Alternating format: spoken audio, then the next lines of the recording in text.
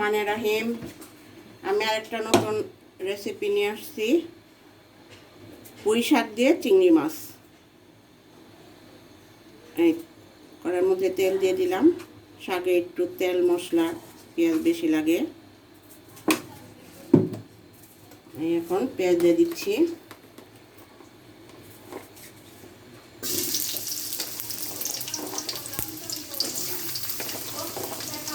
এখন পেঁয়াজ দিয়ে দিচ্ছি। এখন পেঁয়াজটা ভাজা ভাজা একটু হইলে, নরম হইলে একটু চিংড়ি মাছটা দিয়ে দিব। চিংড়ি মাছটা একটু ভেজে নিতে হবে। চিংড়ি মাছটা একটু ভেজে নিতে হবে। এখন পেঁয়াজটা একটু নরম হয়ে গেছে, দিয়ে দিব চিংড়ি মাছ। চিংড়ি মাছ দিয়ে দিচ্ছি। চিংড়ি মাছটা একটু ভাজা ভাজা হবে, ততক্ষণ আপনারা দেখতে থাকুন। নাড়া দিয়ে দিলে ভালো হবে। চিংড়ি মাছ দিয়ে দিচ্ছি। এখন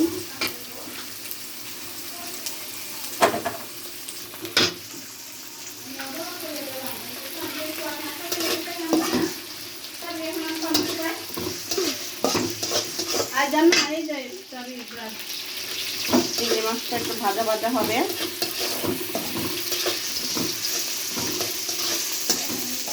ভাজা ভাজা হইলে এক এক করে মশলা দিয়ে দিব। আবার একটু পরে আসতেছি, একটু ভাজা হইতে সময় লাগবে।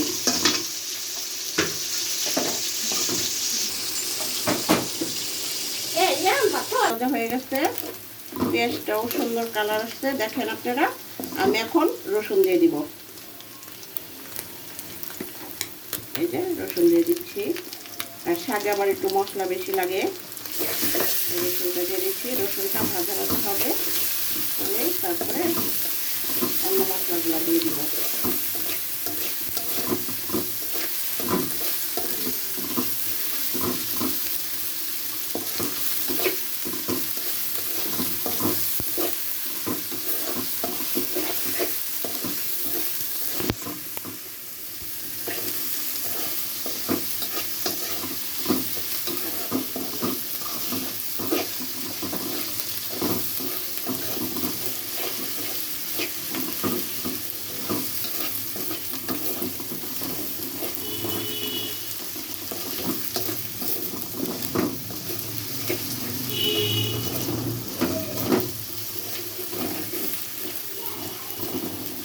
রসুনটা ভাজা ভাজা হয়ে গেছে, এখন আমি একটু পানি দিয়ে দিব। পানি দিয়ে এক এক করে মশলা দিয়ে দিব।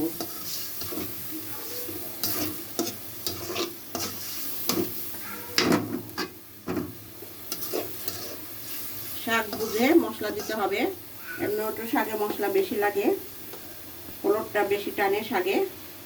আমি এই পরিমাণে হলুদ দিয়ে দিচ্ছি, আপনারা ভালো করে দেখেন। আপনার শাক বুঝে মশলা দিবেন, শাক তরকারি বুঝে।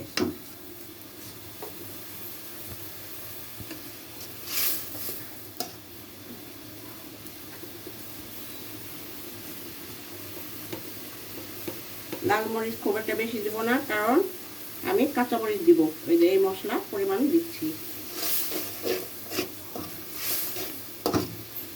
যে কোনো তরকারি রান্না করার আগে মাছ তরকারি দেখে তারপরে মশলা দিতে হবে।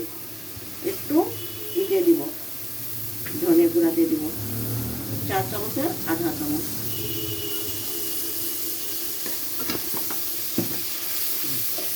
এখন মশলাটা আমার ভালো করে কষানো হবে, আবার পরে ফিরে আসতেছি। কষানো হলে মশলাটা, এখন একটু পানি দিয়ে দিব।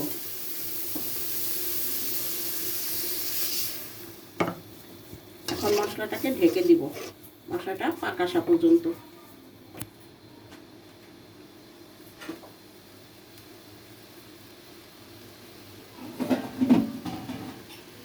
মশলাটা ঢেকে দিচ্ছি।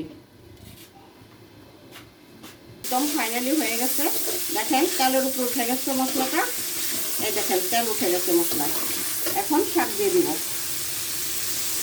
আজকে আমার পুঁই শাকের রেসিপি, পুঁই শাক দিয়ে চিংড়ি মাছ।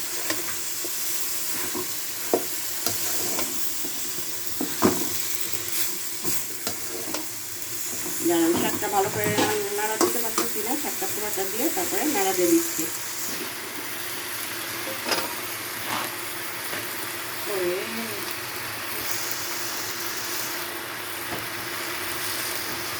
লবণ দেওয়ার মশলার মধ্যে লবণ দিতে হবে।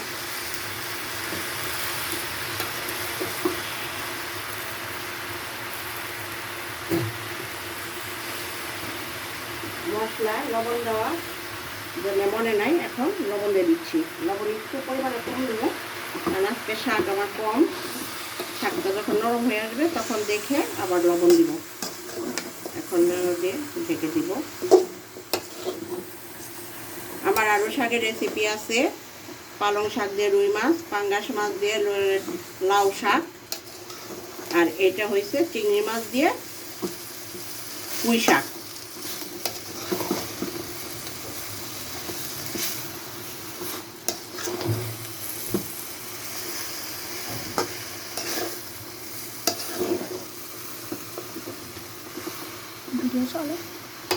এখন আবার একটু পরে আসতেছি, শাকটা নাড়াতে দিলাম। শাকটা নরম হলে নাড়াতে দিব।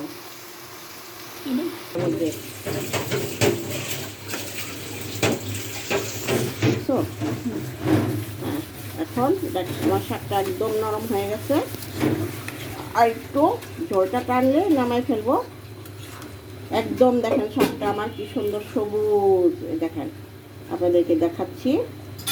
দেখেন আমার শাকটা কত সুন্দর হয়েছে। আর একটু পরে নামাবো, ঝোলটা হইতে টানতে একটু সময় লাগবে, ততক্ষণ সঙ্গে থাকুন। চিংড়ি মাছ দিয়ে পুঁই শাকটা হয়ে গেছে, একদম কমপ্লিট। দেখেন কি সুন্দর সবুজ দেখা যাচ্ছে, এই দেখেন একদম সবুজ আমার শাকটা। এখন আমার ভিডিওটি যারা যারা দেশ বিদেশ থেকে ভাই বোনেরা দেখতেছেন, তারা আমাকে লাইক কমেন্ট শেয়ার করে দিবেন এবং সাপোর্ট করে আমার পাশে থাকবেন। আপনারাও ভাইয়েরা ভালো থাকেন, আমিও ভালো থাকি। আমার জন্য দোয়া করবেন, আমিও আপনাদের জন্য দোয়া করব। আল্লাহ হাফেজ। এখন এটাই করে সেট করে এই যে এখন সুরমা শাক